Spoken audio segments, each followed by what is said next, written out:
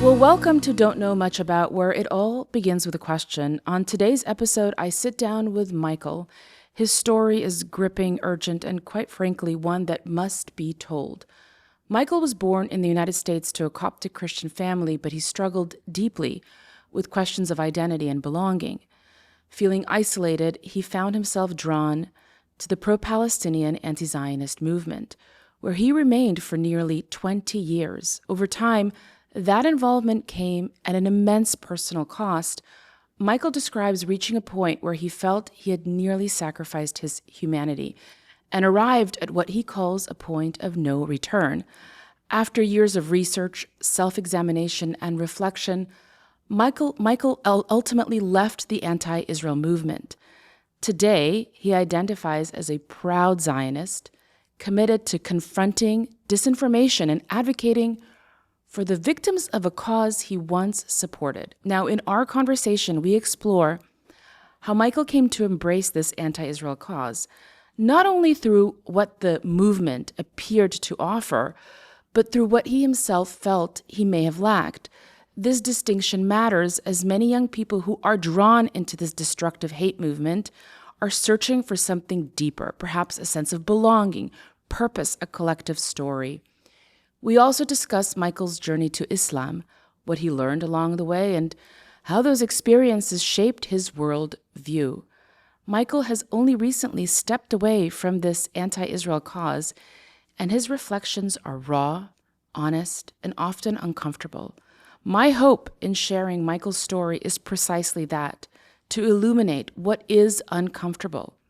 Avoiding difficult truths is a form of complacency, and complacency serves no one. So with that, it's truly my pleasure and honor to welcome Michael to Don't Know Much About. Michael, welcome to my show. I'm so incredibly honored and privileged to have you here. The honor's all mine. Thank you, Naya. Thank you. So I want to begin actually by going back to your childhood and something that you shared with me when we spoke, which is that you grew up basically in the United States of America to two parents from Egypt, Coptic Christian. Tell me a little bit about that community. What should people know about the Coptic Christian community? The Copts are a relatively insular community. At least they were when I was growing up. They weren't as ingratiated into American society as they are today. I think they're a little bit more public today. But so the word Coptic is sort of a fancy word for Egyptian. So just like how there's Greek Orthodox, Russian Orthodox, when you hear the word Coptic Orthodox, it really just means Egyptian Orthodox Church, which is based in Alexandria. And so Copt, like we said, means Egyptian. So Copts are an ethnicity. A lot of people often think that, you refer to somebody as Coptic, it automatically means that they're Christian. And in most cases, that is what it means just because of the common vernacular of the day. But Copts are an the Coptic Orthodox are an ethno-religious group, similar to the Jews. So, but when you just said are you Egyptian also then? It's the same thing. Coptic and Egyptian is one and the same. I The see. word Coptic comes from the Greek word Egyptos. So, yeah. Okay, very interesting. When you were growing up, what you shared with me is that you grew up predominantly in the kind of a quiet American town. What did you think? How did you think of yourself, your identity? Like, who were you? I really didn't know. Like, my parents didn't put a lot of time in teaching me, like, my background. Coptic Orthodox to me was always a religion. They never really referred to themselves as ethnically Coptic. Like, my parents spoke Arabic at home, but we also didn't, like, identify as Arab. So there was that, like, sort of, like, unknown about, like, where I'm from. My parents were so fixated on making sure I grew up as American that they really didn't teach me a lot about where they came from. And I mean, I knew I was Egyptian, but I didn't know what that entailed. I really, I didn't know that Egypt was part of this sort of broader Arab world. I didn't really start to ask questions until at some point, I remember opening up a history book. Maybe I was like 9 years old, and I knew about ancient Egypt, but I didn't know much about modern Egypt.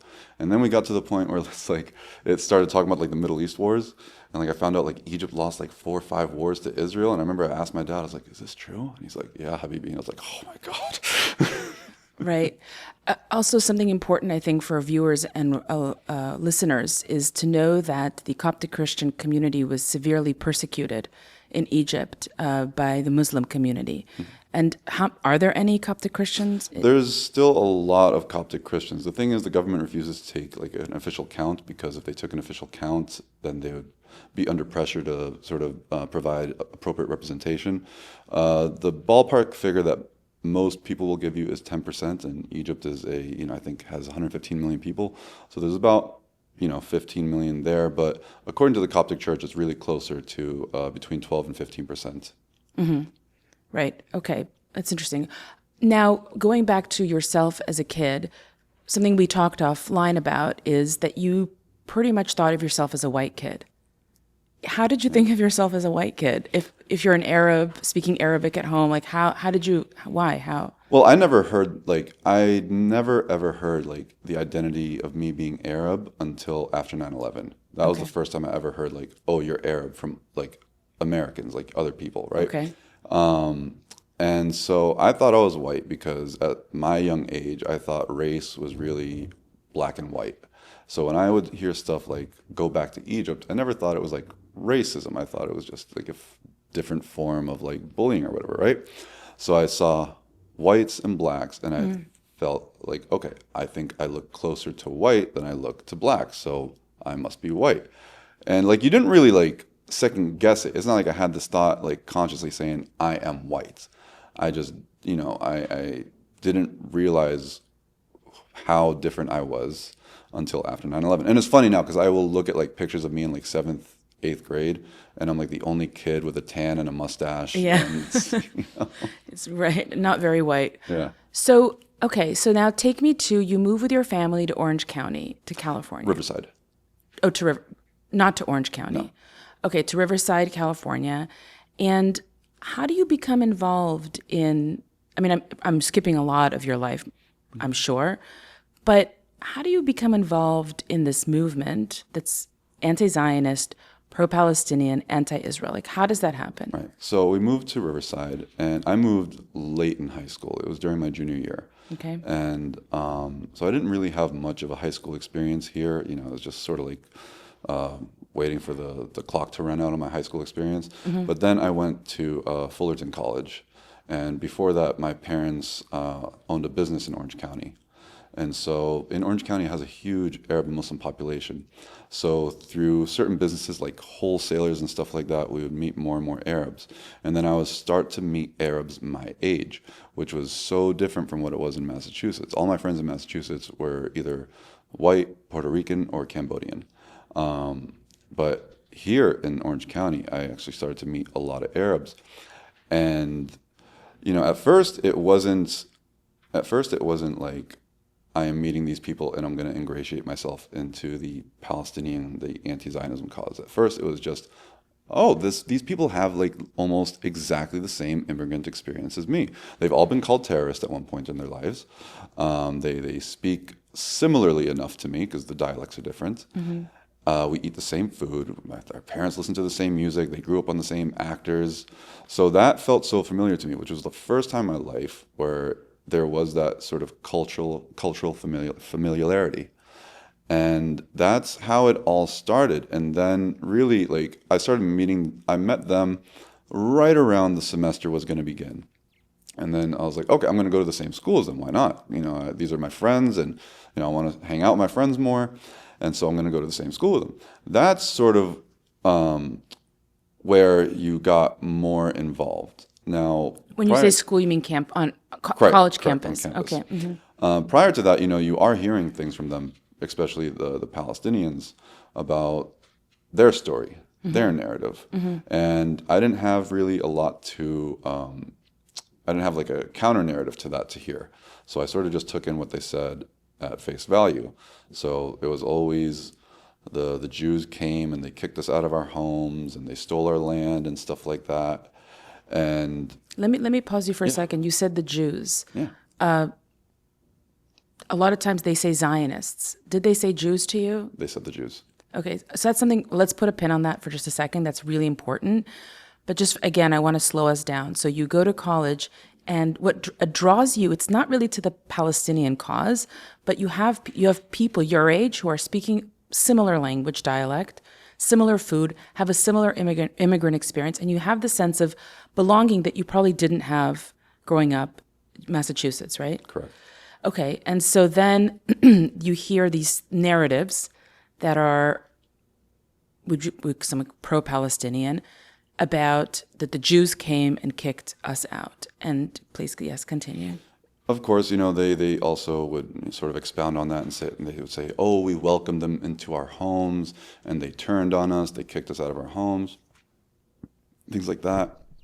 And and I didn't have anything to fight against it. And when you hear stuff like that, you're just like, oh my God, like this is so horrible.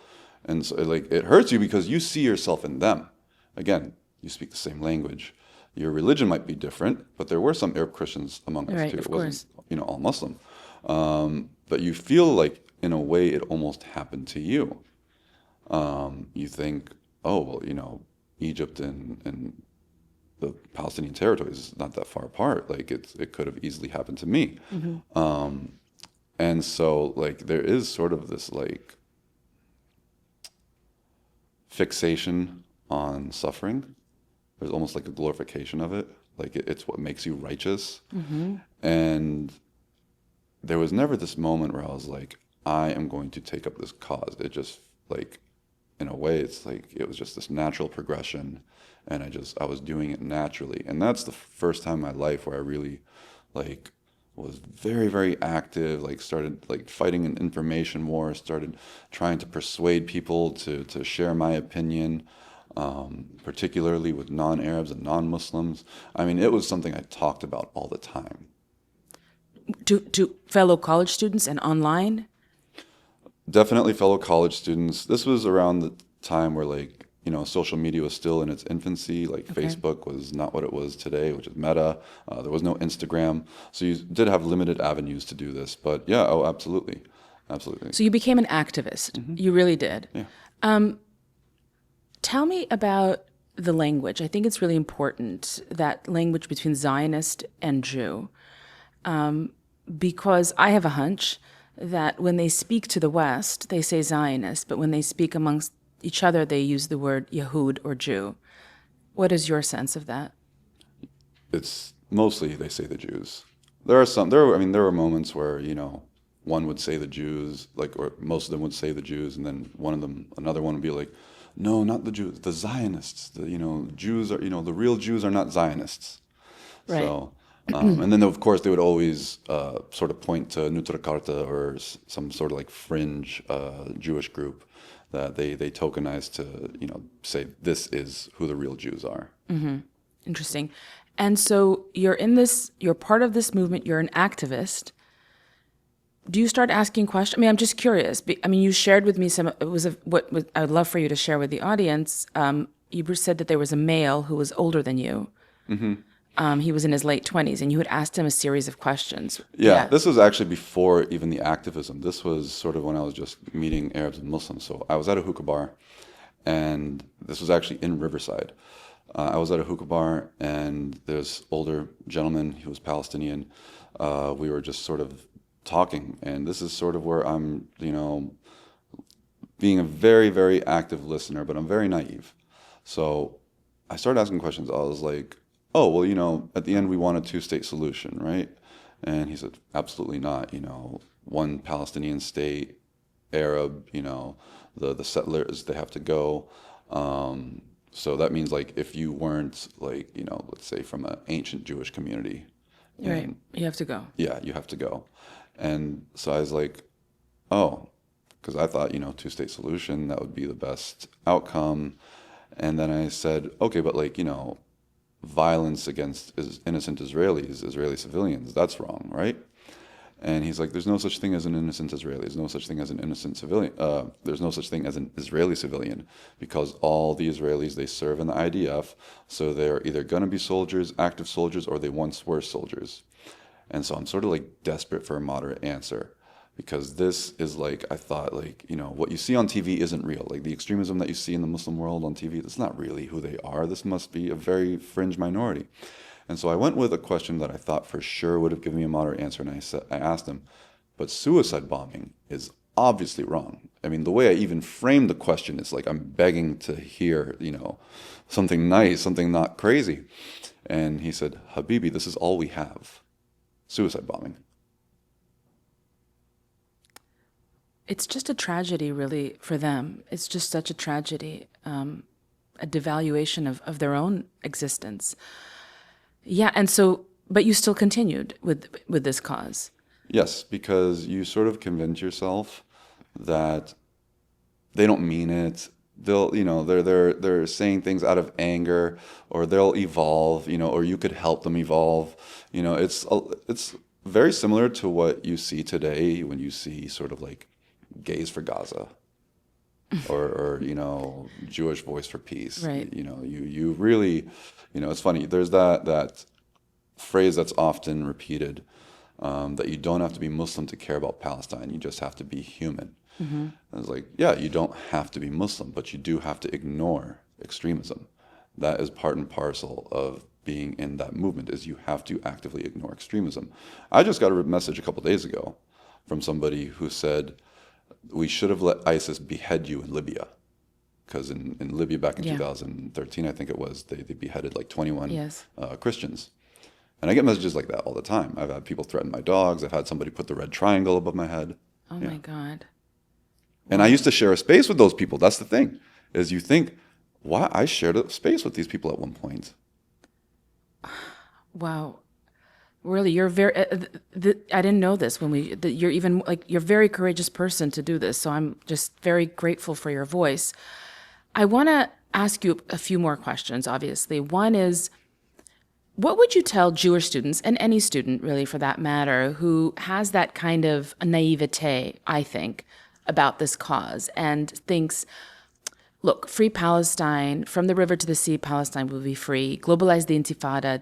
These could be calls for violence, but often they're calls for resistance and justice. What would you tell students who believe that?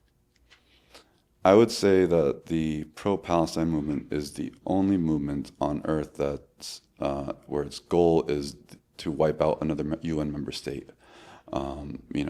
Listen, history speaks for itself. Before there was even in Israel, the old Yeshuv, Jews in Hebron were attacked, massacred, raped. I mean, kids, like toddlers were killed.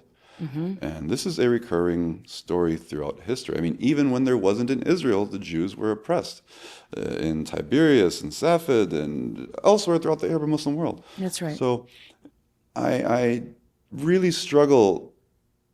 I really struggle to see how, the movement of Haj Amin al-Husseini and Hitler is sort of considered sort of like, oh, this harmless movement nowadays, and they don't really mean what they say. I get it though. I was there. I had to ignore Haj Amin al-Husseini when I was learning about this stuff. You sort of disregard it. It's like, oh, that's history, What would I have done? Well, no, I wouldn't have supported the Nazis, But it's not a coincidence that this cause, that a violence accompanies this cause everywhere.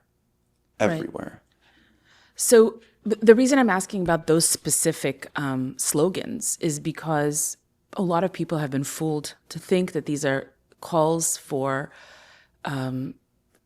peaceful resistance. For example, the word intifada on itself, as I understand it, means resistance or revolution. Literally, it means shaking off. The shaking off. Yeah. So what? It's a shaking off, and it's a euphemism, like, the final solution. Well, I always tell my students, why didn't the Nazis just say exterminate the Jews? Why use a euphemism? It's very important for a lethal cause, mm-hmm. whose end goal is extermination, to hide behind a statement that could go either way. So the statement from the river to the sea, Palestine will be free. A lot of students believe it's just about freedom and correcting injustice. What is it in Arabic? It is about Arab colonialism.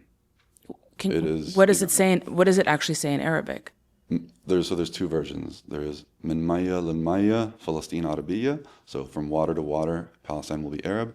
And then there's also from the river to the sea version, from min al nahr lil bahr, Palestine Arabiya. So there's, by the way, there's no word free. They don't use the word free. Ah, interesting. So it's just from river to river, Palestine is Arab. Correct. Fascinating. I find it so, I mean, I'm really interested in language. I always found it so fascinating how groups talk to different groups. And what I think the anti-Zionist movement has done brilliantly in the West is learned how to speak to people whose hearts are in the right places, but get so easily hoodwinked by, as I say, these lethal ideas and so ideologies. So here you are participating in this, and you're asking, you're asking all the right questions. You ask, and you're like, with that older Palestinian Arab man, you're almost asking him to show his humanity. Okay, but not this far. And he goes, no, that's all we have. So you, obviously you're a person who likes to ask questions, okay? So you and in that sense, you've shaken off this cause. Why? What happened? Why did you decide to shake it off? There were several moments in late 2023 and throughout maybe the first half of 2024 that really shook me and had an effect on me. Unfortunately, I wish I could sit here and say that October 7th changed my mind. That wasn't the case. Unfortunately, very, very regrettably, I dug my heels in more. And it was almost like I was sort of shifting away from Islam before October 7th. And then October 7th happened and I dug my heels in more. And it felt like now is I have to rise to the occasion. I have to rise to defend my people. And how did you perceive October 7th? In your mind, you're sitting on the West Coast, this news comes. What do you feel? How do you perceive this event? I remember, it's ironic because the two news sites I checked the most, despite being pro-Palestinian, was Jerusalem Post and Ynet.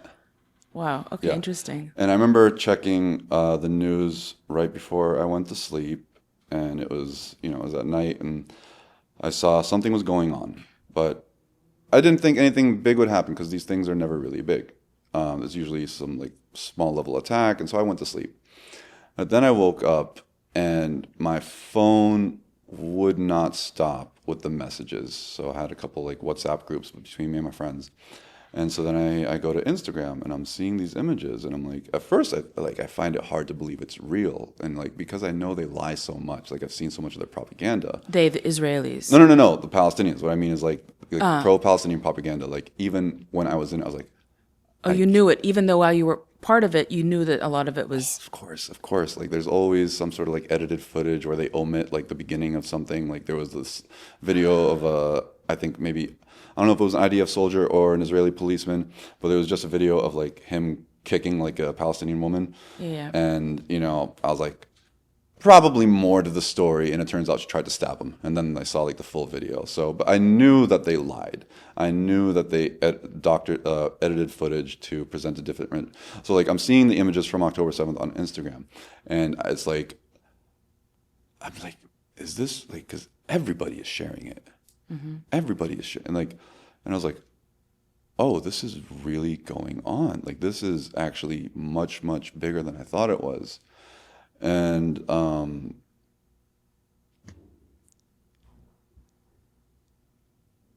I perceived it as a good thing. It was, it wasn't something that I condemned. Let's just say that. I thought this was a victory. And I also didn't know exactly what happened. So you're taught to dismiss everything that the other side says, the allegations. But yet your news comes from the other side. Killing is okay, right? Right. But, rape is a step too far. And so if they accuse you of rape, you have to deny it, all right? And so, I'm paying attention to the news, okay?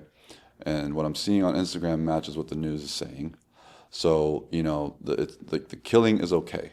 Mm. But the rape and stuff that is so, if you're a decent person, that should really tear at your soul. Because physical violence is one thing, but sexual violence takes it to another level. It's very, very depraved. And I was denying it to myself. I didn't want to believe that they Right. did those things. And then I remember a week or two after, my father called me and he asked if he could have lunch with me. And me and my father, about this issue, were always butting heads. My parents did not support the Palestinian cause whatsoever. They saw it as sort of an extension of Islamism. They hated the violence associated with it. They also remember how Palestinians reacted when Egypt signed the peace treaty with Israel and the filthy things that they would call Egyptians. And the entire Arab world hated Egypt.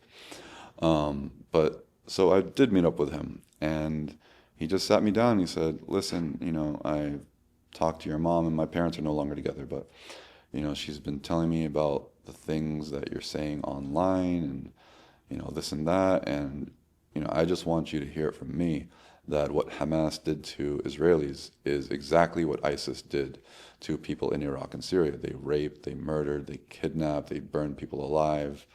He said, like, I love you, but like you're becoming sort of unrecognizable.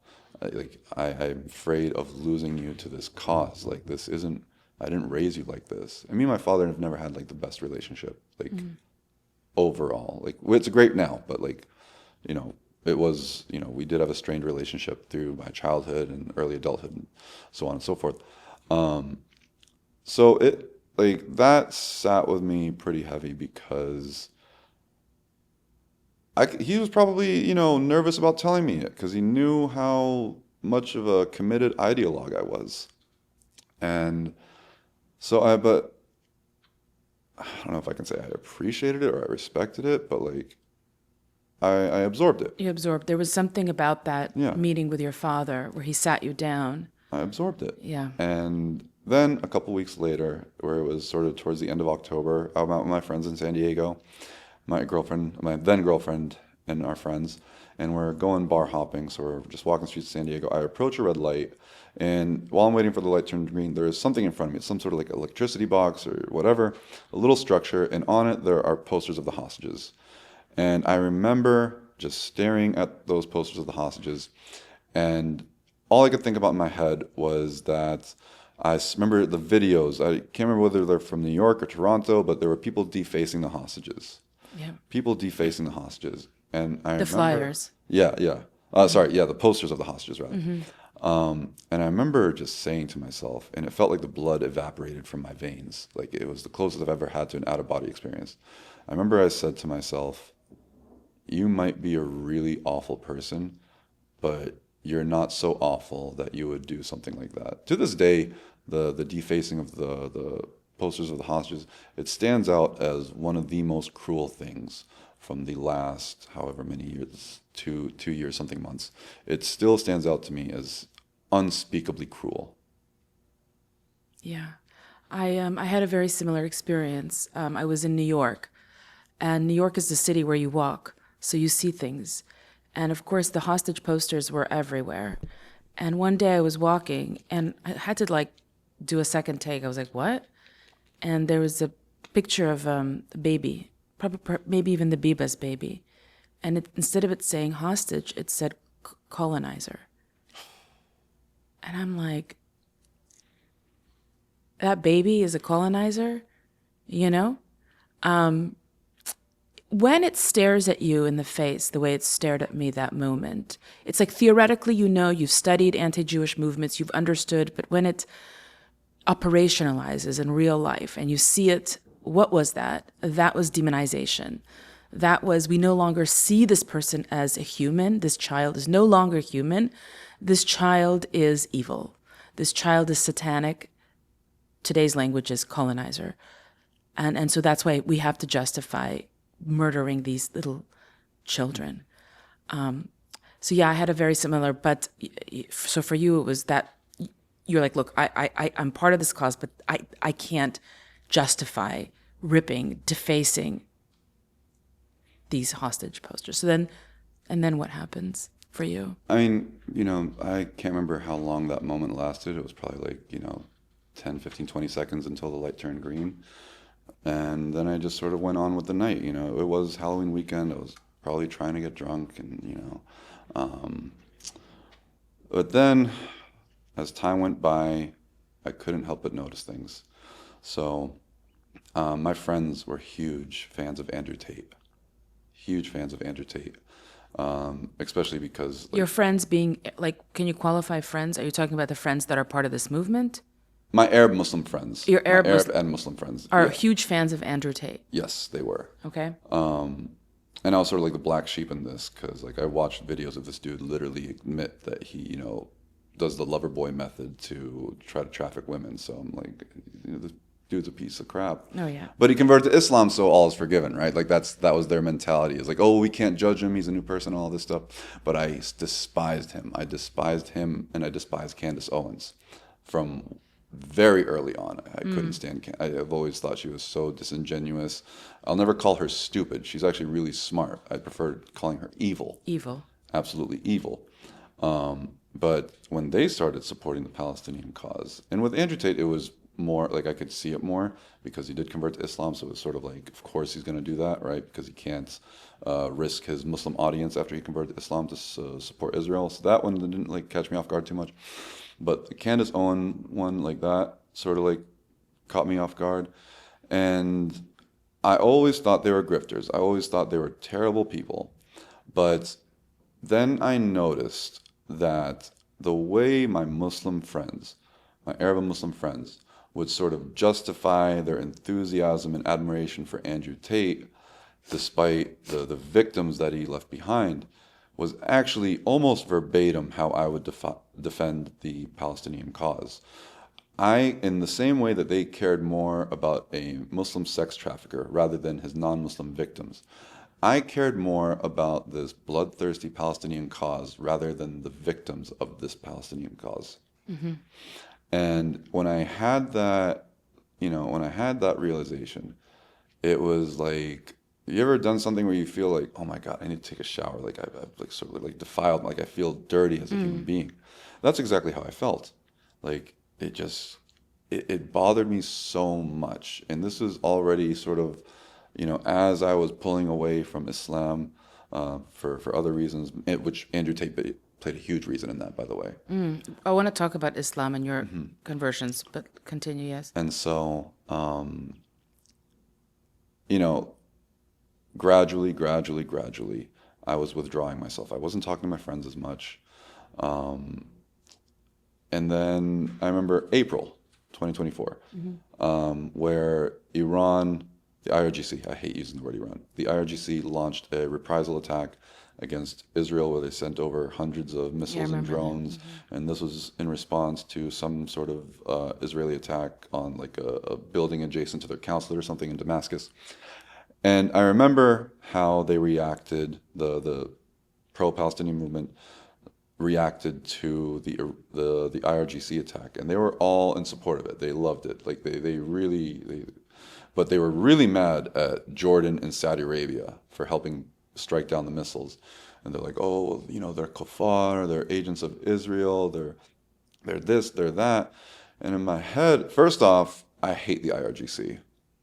I hate what they do to Iranians. And that was also something else that was very difficult to balance, was my support for the Women Life Freedom movement, and then supporting like literally the violent extremists that are backed by the people who oppress Iranian women and just Iranians in general. But then my second thought was like, these people just want to see the world burn down. I know Saudi Arabia doesn't have formal ties with Israel, but Jordan does. And what both countries understand very well is that if they allow the IRGC to use their airspace to try to target Israel, Israel is well within its right to strike at Saudi Arabia and Jordan. And it just like, these people don't care about they will gladly. So they turn a blind eye just for a cause, to further this cause, because they're obsessive. It's obsessive about the Jew, about the Zionist, about Israel. They hate Mohammed bin Salman because he's trying to modernize Saudi Arabia slowly, but gradually. So they hate him for that. They hate any country that has formal ties with Israel. So Egypt, Jordan, Morocco, Bahrain, UAE. So there's that. They hate any sort of normalization. Yeah. And that's something that I never realized how much it bothered me until afterwards, because something I notice about Israelis is they so desperately want to talk to the other side. Like they're willing to risk being cursed out, told you should die, all this stuff. But they genuinely want to connect with the other side. Meanwhile, the side I was on is you don't talk to them. You don't normalize them. Okay, if you do, you say this, this, and this. Like it's very like, I mean, Totalitarian. it's very totalitarian. So wait, but let me ask you this question. Did you ever try to ask your friends, like, hey, guys, this probably isn't good. What about the women's rights? Or what about, you know, Andrew Tate, as you say, being this terrible sex trafficker? Like, did you ever ask these questions? Definitely with Andrew Tate stuff. I mean, like, and what they say is, well, there's no proof. Like unless there's video of him literally raping and sexually assaulting, and even though there is video of him saying he did the lover boy method to traffic women, like they're like, oh, you can't trust the Western media, and now they're just after him because he's Muslim. It's constant deflection. Yeah.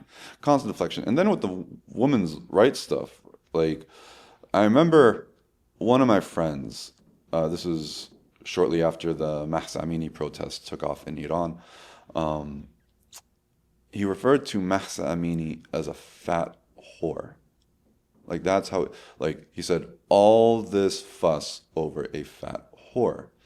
And that was how they, like any sort of struggle for modernity to remove Sharia law from the lives of people is seen as, oh, you just want to be white. You're mentally colonized. You just want to be like the West. You want to run around naked. You want to be promiscuous.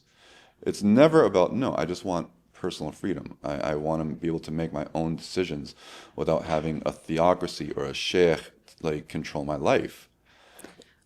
So this is a good point to go to Islam and you. Did you become Muslim before you became part of the Palestinian movement, or was this after, or was it simultaneous? Long after. Long Okay. after. So I was getting into the Palestinian movement when I was 18, around 18, maybe later in my, when I was 17, but definitively I can say 18. And I did not convert to Islam until 2021. So I was like early 30s. I can't remember exactly which age, maybe 32. But yeah, I've never been a religious person. Never in my life. I mean, even when I was Muslim, in maybe like the 2.5 years I would have considered myself Muslim. I went to the mosque like 12 times maybe, tops. Never fasted for Ramadan. So you weren't very devout. No, I wasn't devout as a Muslim. Not religiously, but Islam validated my hatred for the Jews in Israel. I took my shahada in a T-shirt that had the outline of Palestine replacing Israel. It had the outline of Palestine replacing Israel with, a small picture of Al-Aqsa, Yes. right where Jerusalem is. Like that's what Islam meant to me. A religion that validated my own hatred. Interesting. So, let me ask you this question. What would you say? I mean, you and I are having this conversation, it's tense topic, difficult conversation. What would you say to someone who accuses you and myself of engaging in Islamophobia right now? I mean, Can you repeat that? Sorry. yeah, engaging in Islamophobia.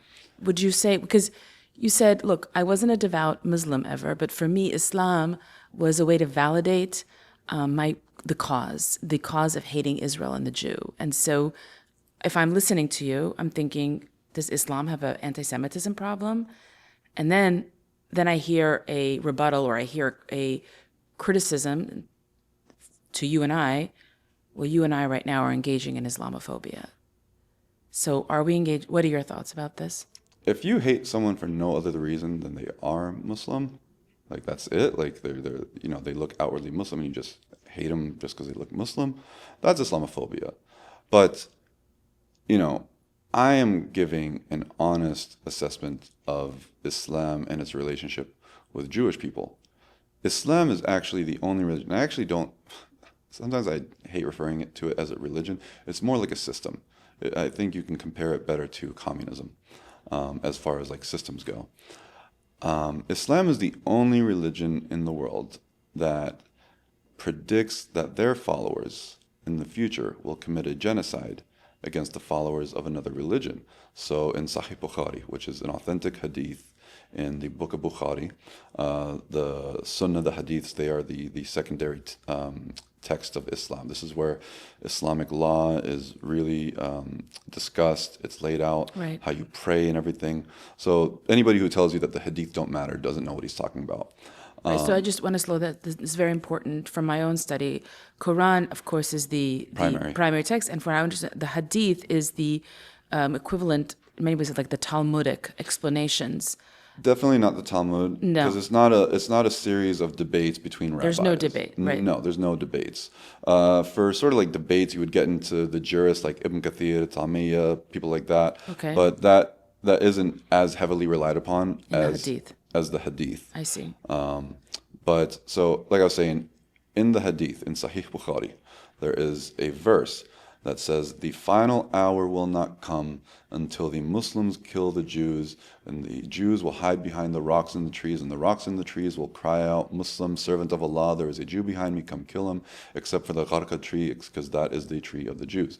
It is the only religion in the world that has a verse where it predicts that their people will commit a genocide against the followers of another religion.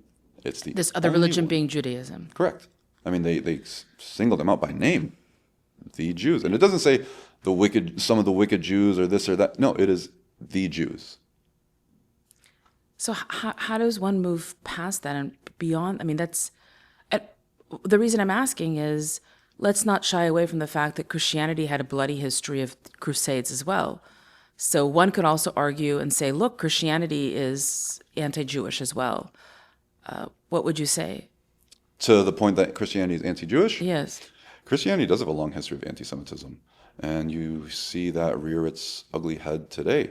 I mean, you look at somebody like Nick Fuentes. I mean, it is, it's coming back. Maybe you can make the argument that it never left and it was sort of like underneath the surface. I do sort of hear things about like, WASP communities and how they would treat Jewish people, but that's not something that I'm actually very well versed on. But what I would say is that let's just take the Catholic Church. The Catholic Church has never apologized for the Crusades, but it's apologized for the excesses in the Crusades, like the forced conversions, the slaughters, and stuff like that. I think Christianity is often tied to the Western world, and the Western world has committed horrible, unspeakable acts of violence. The Congolese, the Belgians to the Congolese, the French to the Algerians, the British to the list is not short. But the Western world has also gone through this process of, we have done wrong. This was horrible, and we're trying to make things better. They might not be doing everything right to make things better, but they're trying. Whereas the Muslim world has never, ever had to really look at its past and question, was this right?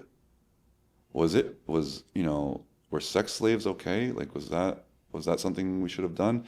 The Jewish wife of a Jewish leader in the time of Muhammad, killed her husband, and shortly after he took her as a wife, and he actually took her from one of his fighters. He said, "No, she's mine," and married her, raped her. There's a lack of introspection in the Muslim world, and I think that this lack of introspection has hindered their progress so much, because I remember there was this poll taken in Egypt where it was asked, do you agree with the death penalty for apostasy? 83% of Egyptians said yes. 83% of Egyptian Muslims said yes. What year was that? Do you remember? This was, I think, Pew Research poll was taken around 2012 or 2011. I can't remember, but around that time frame. And sorry, I feel like we might have gotten a little off track. What was I responding to? No, we were talking about the issue of contending with these uncomfortable truths that within Islam you have classical anti-Semitism, and the fact you point out, okay, the West has done grave injustices, massacres, but the West has done introspection. They've looked at themselves, and at least they've talked about their wrongs. And what you're saying that in Islam, The Muslim, no. No, not at all. They think that whatever brought them this far was ordained by God. It was sanctioned. So what do they have to apologize for? And this is where Israel plays into it, by the way, is that in the Quran, it says, I'm not going to recite it word for word, but it basically stipulates that the Jews are to be cursed to poverty and abasement and humiliation unless they become Muslims or unless they become dhimmis under a pact with the Muslims. So that's why the existence of a Jewish state is such an affront to the Muslim world, because it wasn't supposed to happen. It sort of defies their what they expect in life. This wasn't supposed to happen. This this is so important. I want to stress this to viewers and listeners, which is that most of the time when I speak to anti-Zionists, extreme, less extreme, I hear that Jews lived well. I mean, they lived as dhimmis, but they lived, they have a good history. And it's better than the history of Jews in the West, and Jews especially in Eastern Europe. And my response is that what happened is that the dhimmi became a sovereign on what was once Muslim land. From what I understand, there's waqf, this notion of waqf in Islam, which is once, if a land was ever governed by a Muslim, it must forever be governed by a Muslim. Mm-hmm. Doesn't matter that the way that the Muslim got that land is through caliphates and colonialism, whatever. The fact of the matter is the fact that the Jew, a dhimmi, dared to become a sovereign it's an affront, and it's also shame. Something maybe you can discuss is that in the Middle East, there are different values that govern. This is not like pluralism and freedom and equity. It's a different language in the Middle East. It's a different value system. What would you say is the value system of the Muslim Arab world? It is a patriarchal society, number one. It is run through violence and intimidation. That's why there's no such thing as free speech, at least not in practice. It is, Michel Aflaq was somebody who started sort of pan-Arabism. He was one of the early founders of pan-Arabism. Mm-hmm. He was a Ba'athist. And he said that Muhammad is the perfect example of pan-Arabism. Arab Christians who are proud of their Arab identity need to be proud of Muhammad.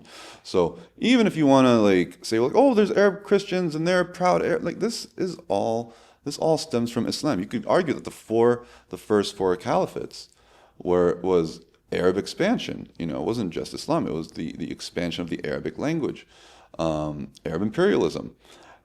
You go to something like the Pact of Omar, and so Pact of Omar it's tied to the second caliph Omar ibn Khattab, but there's some debate as to whether or not he actually decreed the Pact of Omar or whether it was what is the Pact of Omar? Pact of Omar is this list of stipulations for non-Muslims. So, non-Muslims could not ride horses because they were seen as nobility. They could not carry weapons.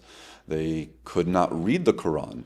There's so many. They couldn't build new churches. The church could not be taller than a mosque. Yes.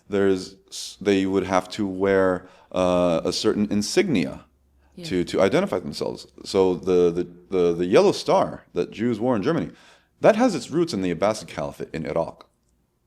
That's where that came from. Yes. And the excuse is, we're not the West. So, what works for you guys today, this is, we're not the West, we have our own thing. But if you made a Muslim today wear a green crescent and crescent moon and star, they would, of course, lose their minds. And rightfully so, because that would be just so you couldn't imagine that today. Mm-hmm. But now you see amongst Muslim youth today, all right, and this is probably something that's existed for a while, but it's very, very prominent today with the spread of social media and everything, is that they really think what's holding us back is that we're not devout enough and that we haven't gone back to the time of Muhammad and the Sahaba meaning the companions of Muhammad. So there is this growing Salafi extremism. movement. The Salafi, yeah. And let me ask you this question. It is my understanding that the Muslim community is more radical in the West in many ways. Correct me if I'm wrong. Than, for instance, the Muslim community living in, I don't know, Morocco. Morocco for sure. For sure. For Probably. sure. Maybe I picked a bad example. Maybe Morocco is different. like Right. it's such an It's just outlier. that I encountered some fascinating research about migration into England, that the children who were actually born in England, so the parents are from Pakistan, the children who are first generation immigrants or born into England, the parents cannot recognize their own kids. They have become so radical, yet they're born in the West. Yes. Yes. Muslims in Europe are among the most extreme. You will see many European Muslims that are leagues above in extremism than Muslims in the Middle East. You know, I would say the average Pakistani Muslim is probably more extreme than the average Syrian Muslim. In the West, I'm sorry, not in the West, but rather in Canada, in the USA, it's actually a little bit different. So I think that the Muslims in the USA and Canada have learned what not to do from the Muslims in Europe.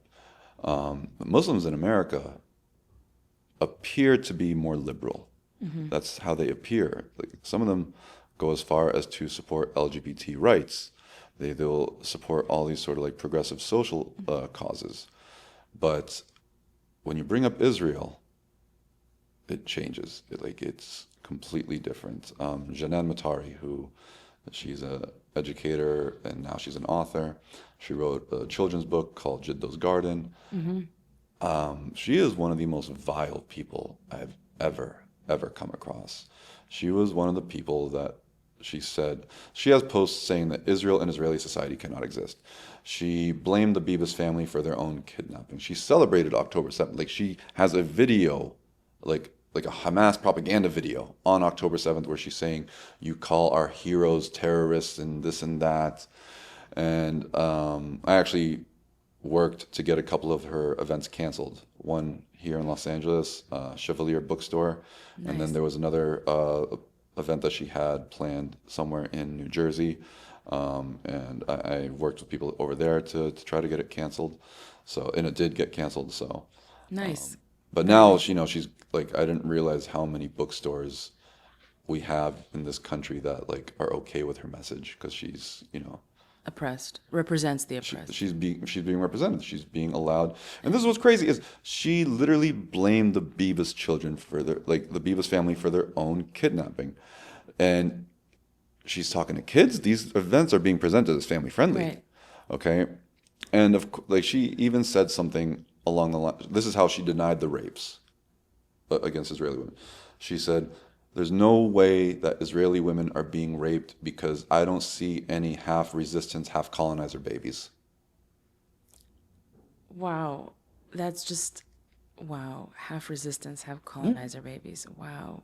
So even as they are victims, even as they are kidnapped, even as they are being they have to deny this. They have to continuously dehumanize them. Wow. And she's not the only one. Right. There's plenty of them. But yeah, that's... But I want to tell you something as we're wrapping up. I don't want to say, I'm going to speak broadly, but we in America are struggling to understand this movement. And it's taking a lot of lives. We started with this, anti-Zionism is a lethal movement. And I don't understand what else people need to see. I'm asking you, what is it that people need to see in order to reveal the demon, the evil of this ideology, of this movement? I mean, last spring in the Capitol Jewish Museum in Washington, D.C., Rodriguez screams, "Free, free, free Palestine," and shoots down two an engaged couple. Bondi Beach, Sydney, Australia. We find out right now they had an ISIS flag. Apparently in their training videos, they spoke about the Zionists. I don't understand what else needs to happen. What is it that we're missing? If you can please explain that to me. Unfortunately, we live in unprecedented times right now where even if you see it, will they believe it? With social media, you can create the most insane conspiracy theory and you'll have somebody like Candace Owens spread that conspiracy theory. I remember when ISIS was, gaining ground in the Middle East. And the first thing that they were saying, and I never actually believed this, but, ISIS stood for Israeli Secret Intelligence Service. That's what ISIS stood for. And, that is their default. Whatever bad happens in the Middle East, it had to be because of Israel. So that's what's scary about now is even if they see it, will they believe it? They spared no effort in saying. But you're talking about the diehard people, right? I want to share something with you. Earlier this year, I went to the United Nations to hear Bibi Netanyahu speak. And I was walking outside, and as I'm walking, there's this ginormous anti-Israel, basically procession, huge. And what struck me, Michael, about it was, sorry if I'm racializing this conversation, there was white people participating. Mm-hmm. It was all white, so white that they probably can trace their lineage back to those who came on the Mayflower. Yeah. And I'm like, why? I mean, I have my theories and why would a young white male or female believe in this cause? Are you saying that there's no hope there? I mean, there's hope for you. There's nothing that anybody could have told me that pulled me out. I had to come to that on my own. It sucks right now because these groups like Students for Justice in Palestine and Democratic Socialists of America, you'll notice most of these people in these groups are not Arab or Muslim. Right. Maybe the top levels of it, sure, but these are indoctrination centers. So there's two things at play. First off, these are indoctrination centers, which is why I never attended more than 2 Students for Justice Palestine meetings. But the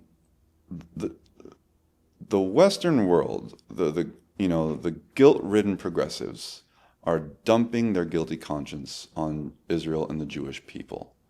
They are associating Israel with every sort of act of colonialism and imperialism in history, even though they could not be more different. I don't know of a colonialist movement that actually bought land, by the way. If somebody knows, please bring me one example. Right. I've never heard of a colonialist movement that, said, yeah, we'll accept the deal that gives us, and I'm talking about the offer in the 30s that yes. gave the Jews a rump state and 20% of, yes. What they call historic Palestine, mandated Palestine. And then they agreed to another deal. And I've never heard of a colonialist movement that gave back the Sinai, withdrew from southern Lebanon, recognized, this doesn't make sense. But these people are so thoroughly brainwashed. But you hit what you were I was going to say this, and I'm glad you brought it up. It really is about their guilt for the sins of America, the sins of the West, the sins of colonialism. And Israel has just become the kind of the surrogate, the apotheosis of this idea of colonialism.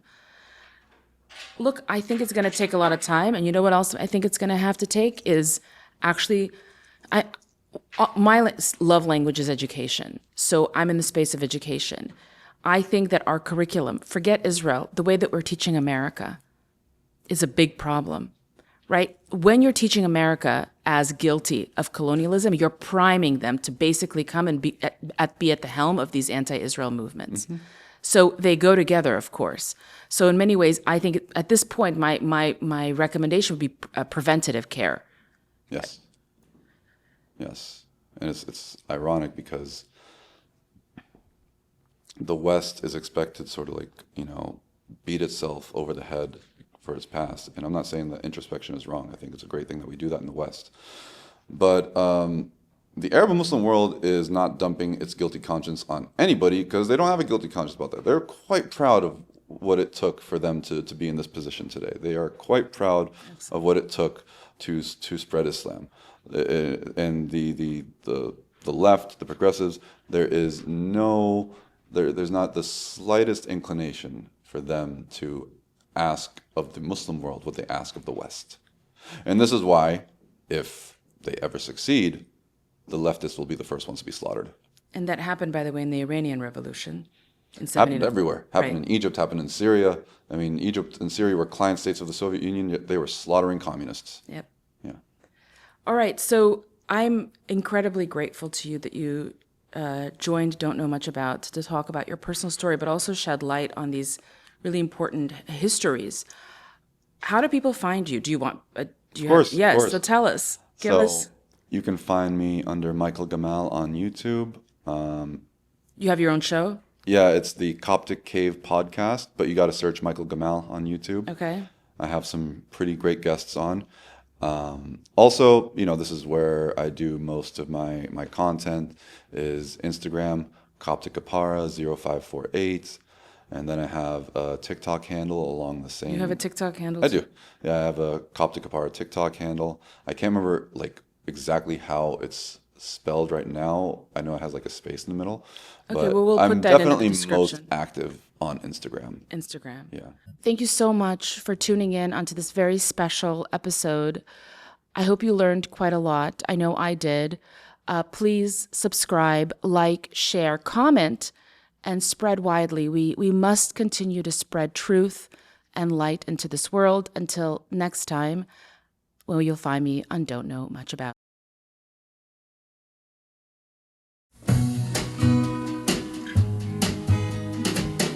Don't know much about history.